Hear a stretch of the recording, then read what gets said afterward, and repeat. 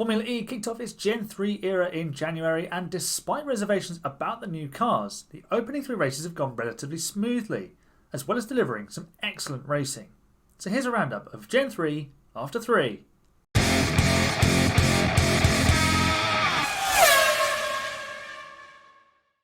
A Porsche powertrain has been the one to have on race day in Gen 3, with the Porsche and Avalanche Andretti cars able to regenerate huge amounts of energy compared to their rivals, as Porsche Power has won all 3 races so far.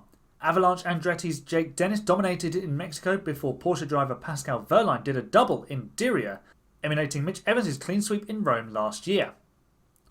While Dennis was on the front row in Mexico, Wehrlein hasn't started in the top 4 at all after 3 races, winning from 9th in round 2 and 5th in round 3, as well as finishing 2nd from 6th on the grid in Mexico. What became clear in Diriyah was how little coasting Dennis and Wehrlein were doing on their respective charges through the field, as they made easy overtakes into the chicane after the start line on several occasions. Porsche's powertrain allows the drivers to maintain a higher pace for a longer amount of time, without the consequential energy loss, which has been utterly devastating in race trim. Antonio Felix da Costa and Andre Lotterer, the respective teammates of the season's only 2 winners, have failed to match the pace of Dennis and Wehrlein, leaving them lagging behind in the championship standings. Elsewhere, McLaren have impressed since taking over the title-winning Mercedes team, with British driver Jake Hughes performing very well.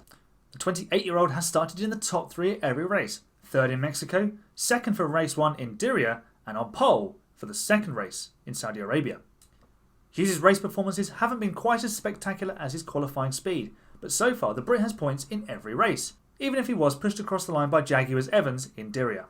In the other McLaren, Rene Rast scored the team's first podium in race 2 in Diriyah, holding off Jaguar's Sam Bird all the way to the finish line.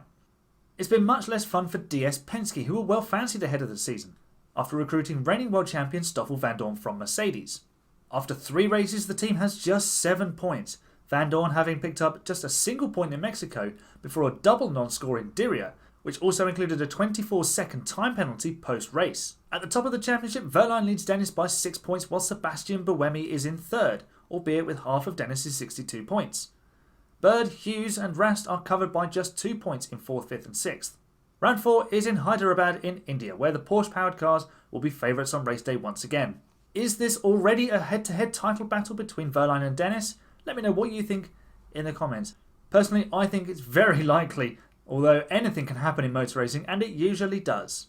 If you enjoy Formula E, you can join me for a watch-along of the next Formula E race in India on Saturday the 11th of February, live on this channel. And if you enjoyed this dive into Formula E, give the video a big thumbs up, subscribe for more Grand Prix content, and thank you very much for watching.